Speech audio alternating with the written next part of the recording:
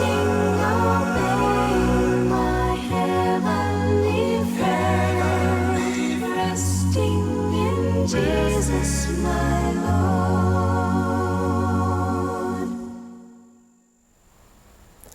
Hello, I'm Ricky Burse, the Executive Director at New Pathways for Children.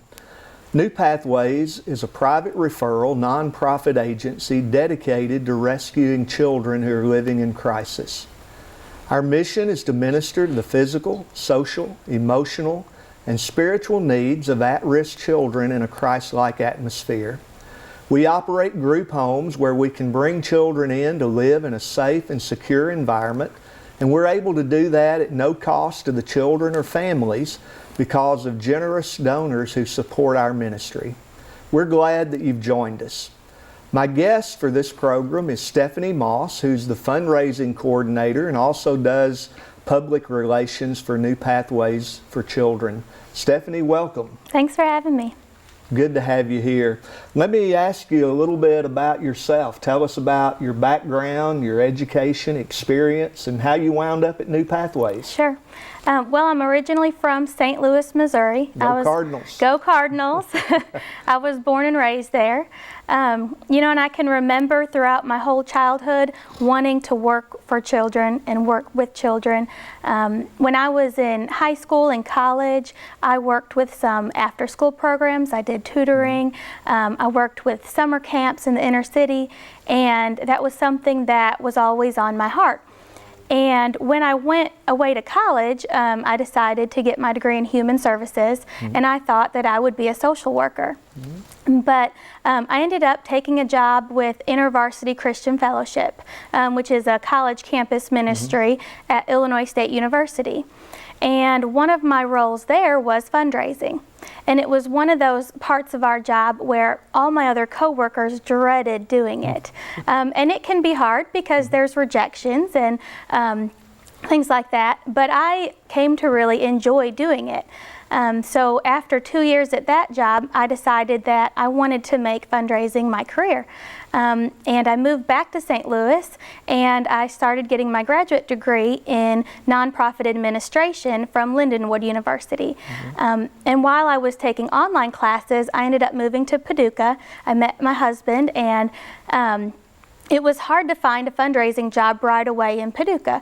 So I ended up working for Paducah Bank, and I started volunteering as a board member for a local nonprofit in order to get some experience. I also volunteered with the girls at New Pathways and fell in love with doing that. So when I found out that New Pathways was hiring a fundraiser, I jumped at the opportunity. It was really, my dream job. So it's been wonderful, and I've loved it. Yeah, I was reading a few days ago that in 2014, about $358 billion was donated in the United States, and almost 90% of that was donated by individuals, some by corporations and some by foundations, but the majority was given by individuals either while they were living or through bequest. An agency like New Pathways is a private agency, gets no government support. Why is fundraising so important for an agency like New Pathways and other nonprofits? Well, like you said, we don't receive any government funding, so all of our revenue comes from private sources. Like you said, individuals, churches, local businesses, private agencies, civic groups. That is our, sole source of revenue, and it's really important that we are always staying connected with them and raising awareness and with those types of groups. And in a place like New Pathways, our revenue is directly related to how many children we can care for in our home. So, in the state of Kentucky, for instance, there's over 8,000 children who have been removed from their homes due to abuse or neglect. That's a lot of children. And for us at New Pathways, the amount of children that we can care for grows as our income grows. So it's just critical that we have a diverse group of sources of revenue so we can care for more children. Now, you mentioned several things like individuals, churches, civic groups, businesses. I know I speak almost weekly. Churches, some kind of church group, occasionally at some of the others. What are some of the ways that you work to make connections with people who are already supporters and donors, but then also new connections with new sources of revenue? Well, I do like to meet with people or speak to small groups. My favorite way to connect with our donors is face-to-face. So I've met with some over coffee or over lunch, or I've gone to different civic groups or churches, like we mentioned, and spoken to small groups. And I like that because they get a chance to answer, ask questions and have a conversation with them. We've also started having people host groups in their homes, having house parties, which is another way to casually get to know people and tell them about our ministry. So, I'm always available to come meet with people or speak to groups as well. We also have special events around town. Annually, we do a trivia night, a golf scramble, and a benefit dinner. And those are great opportunities for people to come out and really have a good time, hear about the ministry, hear about what we're doing, raise money. We also have business sponsors who help to fund those events, and that's a great time to connect again with our donors and talk to them there. We also have a Facebook page, and we have our website and newsletters, so people stay connected that way. And if they want more information, they can always call our office, or they can email us, or anything. They can come out on campus and do a tour. We actually have a 25-acre campus in Melbourne. Of course, you know that. But it's a beautiful campus, and not a lot of people have been out there. It's a little off the beaten path. So if someone would want to come out and see our facilities, we'd be happy to host them there as well. Yeah. Now, what you're saying is that it's a lot of personal contact. You're wanting to meet people, get to know them, for them to have an opportunity to get to know you, get to know the agency, to learn what we're doing, so that they can feel a connection. Because the more people feel connected to anything, then the better they feel about supporting and helping. What have you found as you've met people, as you've talked to them, as you've explained what New Pathways does? What have you found most interest people who support our ministry? Well, I think there are a lot of people who are very compassionate towards children, and children in need especially. And a lot of people want to help, and they want to get involved. And a lot of our supporters have become grown into volunteers or grown into advocates for our ministry. And it's really neat to see, when we talk to people about our ministry, you can almost see it in their eyes. They're just moved with compassion. They want to help, and they don't know how. So when we're able to connect them with ways they can help these children, they receive a lot of joy in giving and in being a part of the ministry. And it's neat for us because we get to see that and be a part of it. Yeah. Now, you mentioned churches and you mentioned individuals. Give us a sense of how many churches are there who support the work at New Pathways, how many individuals, and what are some of the things that both individuals and churches do to support New Pathways? It's hard to give you an exact number because it's really growing all the time, which is pretty exciting. I know that we have over 75 churches who have supported us over the last several years. Many of those, I would say the majority of those, support us on a monthly or annual basis. And then individuals as well. We have over 1,000 individuals who have given to us, not only locally, but regionally and nationally. And we're, with our online giving on our website, we see more donors from all over the country too. But besides just giving financially, churches help by bringing groups to campus. A lot of them have been participating in our in-kind donations drives, where they have been setting out a box and a list of some of our special needs, and they've been collecting items and delivering them to our campus, and that's really helped to offset some of our costs. Individuals have hosted their own fundraisers or have collected change in cans. There's a lot of things that individuals can do other than giving and volunteering, just to help us raise awareness and to be involved in the ministry. Now, you mentioned in-kind donations. Give us some examples of some of the kinds of things that a church, maybe a children's Bible class or a ladies group or some other part of the church. What are some specific things in that in-kind donation that they might be able to do?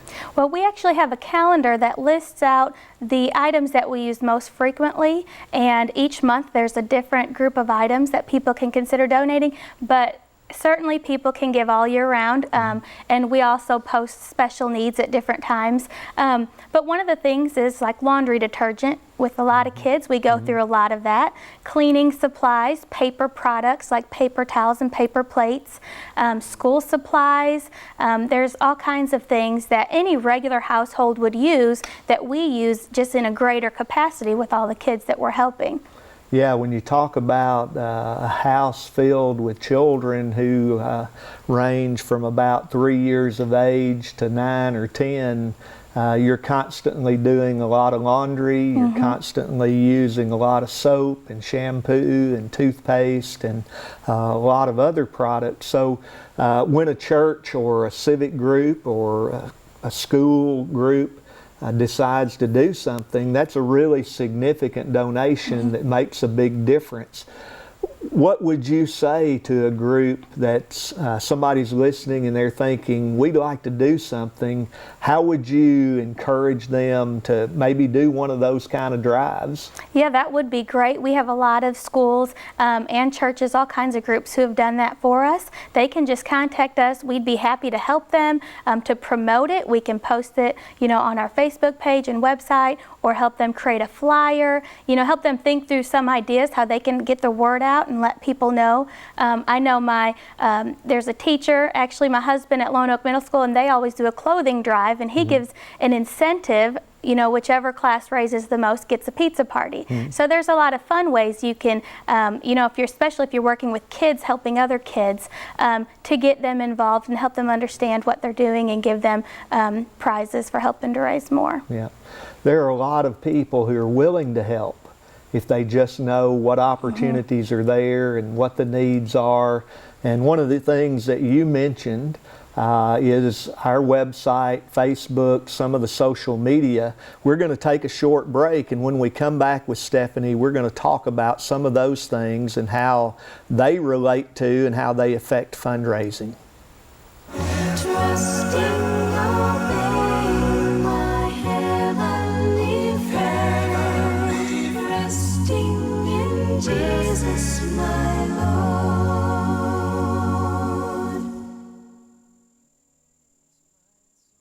Welcome back. We're here with Stephanie Moss, who's the Fundraising Coordinator at New Pathways for Children. As a private agency, all the revenue for New Pathways comes from private sources, churches, individuals, foundations, businesses, civic groups.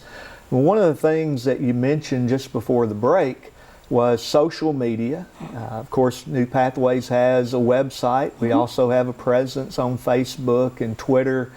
Talk just a little bit about how social media and the internet and those kinds of things have affected fundraising, how you're using some of those things to connect with donors. Well, what I love about Facebook is that especially you're able to connect so quickly with people and a pretty large audience of people. One example is we have a volunteer and supporter who is always sharing our posts with her friends. We have a lot of people who do that. But her in particular, whenever we tend to share a special need or something, she usually calls me almost right away with a friend who saw her post who wants to get involved involved. And it's just one of those ways where you can really broaden your audience as people either share your posts or tell their friends about it. You know, someone can go online and look up our website immediately and get some information. So just the access to the information and the access for us to reach people has just been very beneficial.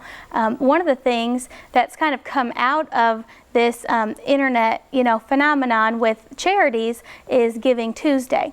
And that is the Tuesday after Thanksgiving every year.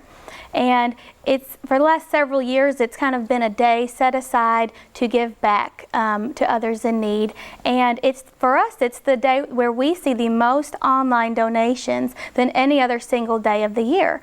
Because when people give, they're letting their friends and their followers and their family know, I'm giving to this charity for the holiday season. Will you join me in that? And it helps to really encourage others to do the same. So that's been neat for us. And it's just a really easy tool to use, for nonprofits or really for anybody who wants to communicate. Yeah. You mentioned earlier that New Pathways is on a 25-acre campus that's out in the country, so we are off the beaten path. How have you seen the social media and internet connect with people who are not only closer, but also people who are farther away? Well, I think posting pictures of our campus, draws people in. We have a beautiful lake in the middle of our campus. This time of year, all of the fall leaves just about take your breath away. It's amazing. And when we post pictures like that, or we've had events out on our campus, picnics or Christmas celebrations, throughout the year, we'll have people out. And if we put that online and invite the public to it, a lot of people respond and want to come out. Yeah. Now you mentioned the website, and of course the internet, almost every person in this country has either internet or access to it through a library or a school or some other way. One of the things that I've noticed in the last few years, a lot of people have ability to get donations through their website, and that's one of the things that is available on our website. The website is www.npfc.net. Just walk us through, if you will, how somebody would get to our website, get to the place where they can donate, what they would see and find in order to make an own. Let's say they're in another state and they hear about us and they want to donate. How can they do that? Well, it's extremely simple. Like you said, just go to npfc.net, and when you come to our home page, you'll see the donate button in the top right corner in green. It's pretty hard to miss. If you just click on that button, it takes you directly to the page where you can make a gift. It asks for your credit card or debit card number. And you even have the option of making the gift in honor or in memory to somebody, and you can choose a recipient to receive the acknowledgement for that gift. So a lot of people do that. On the website, you can also sign up to be a monthly partner, which means your gift would come out automatically that same time every month. And our monthly partners are really the core supporters that we have. A lot of them do automatic bank draft, where they can either sign up through the website or through their bank, where it would come out the same every month. And they're really invaluable to us because that is a consistent source of revenue that we see at the same time every month. So that's a great thing for us, and it's very simple to do. It's not hard at all. When you do make a gift online, they automatically send you a confirmation, so you know it was received in the right place. Okay. So what I hear you saying is, when you get on the page, you hit that donate button, that the form at that point is very simple. Your name, address, the way that you want to make the donation, the amount that you want to make, whether or not you want to make a one-time or a recurring gift. And then you also said something that I'd like for you to just explore and talk about a little bit more. You said that it's possible on the site, and of course by check as well, if somebody wanted to mail a check, to make a gift as an honor of someone who's still living, or as a memorial for someone who is deceased. Just explain a little bit more about that, and then also why is that important to an agency like New Pathways? Sure. Well, it really draws people together. We've seen these memorial and honor gifts in a lot of different ways. For instance, there is grandparents who always give a birthday, when their grandkids' birthdays come around, they give a gift to New Pathways. And that's a way that they're really leaving a legacy to their grandchildren of giving. And, letting their grandchildren know how blessed they are and that we want to bless other children as well. That's really neat when we see those. I've seen sisters and mother-daughters and father-sons give gifts to each other for Mother's Day or Father's Day or holidays. And when the person receives the card in the mail that says, a gift was made in your honor, it's really a neat thing. And it just sends a message that, that person is looking beyond just their immediate wants and desires, but they're given a gift that's bigger. It's going to reach and help other people as well.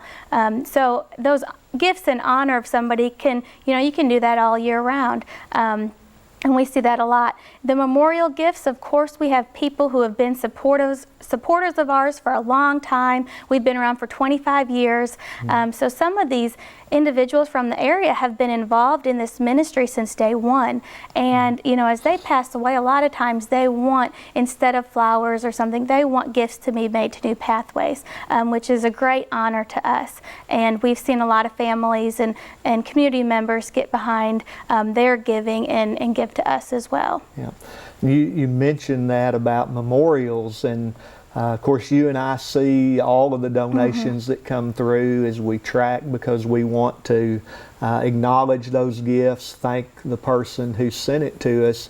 But sometimes when a family member says, we want donations made to New Pathways, it can result in thousands of dollars that are given by family and friends and other people who acknowledge that person, and that makes a huge impact. Why is it important for New Pathways to acknowledge and let people know both sides? One, that we received your gift, but also that a gift has been made in your honor or in the memory of your loved one. Well, I just think that when people give, especially in honor of somebody that they want, that's a gift to that person. It's kind of twofold. It goes both ways. And we get gifts of all sizes. You said it really does add up. We have people who give us $10 a month, a lady who gives us $5 a month, up to a couple that gives us $2,000 a month and more. All size gifts, they add up and they make a big difference collectively. Yeah. Now, one of the things we've talked most of the time here about things that are current. Talk just a little bit about the value, the importance of bequest, of people leaving gifts in their will of, either money or stocks or land or other kinds of things. How important is that to an agency like New Pathways? Oh, it can be. It can almost be life-changing, really. You never know when a request is going to come. It's usually not expected, but that large source of revenue can, boost you into the next level of starting a project you always wanted to do, or completing, something that you've started. And, when people are loyal supporters, they can continue to give, and leave that legacy, like I said before. So, that's a great way that people can plan ahead and continue to give. Yeah. One of the things that I say a lot of times when I'm speaking is that people can help us not only now, but even after they're gone. And we're not asking people to give us everything. Don't give us your whole estate. Of course, if they want to, we'll be glad to have it, but most of the time they have other family children or maybe grandchildren that they'd like to leave something to. But what we do suggest is just include us. Put us in for a set amount, a few $1,000s or a percentage, 5 or 10%, because that can really make an impact and make a difference, not only now, but as you said earlier, for the long term, because we need funding now, but we also need to be building toward the future as well. We're about finished. What would you say to a person who's listening to convince them that they ought to support or consider helping New Pathways, or maybe even another nonprofit or agency, something that they're really interested in? How would you encourage them to get involved and begin to help if they're not doing anything? Well, I would say the first thing is just to become aware of the needs in our community.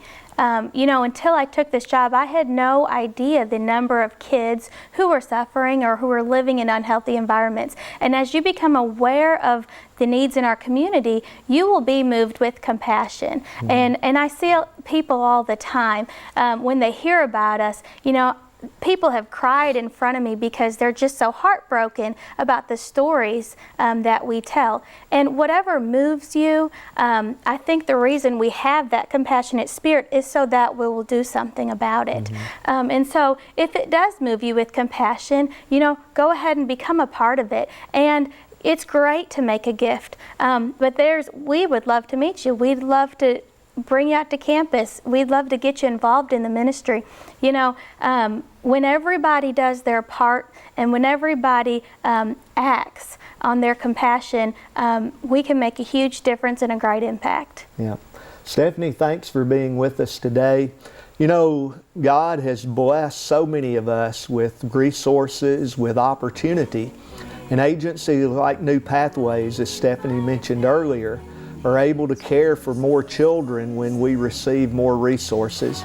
So let me encourage you, as Stephanie has, to get involved. Look at New Pathways, look at other things that you're interested in and you're passionate about, and share your resources, help and make a difference.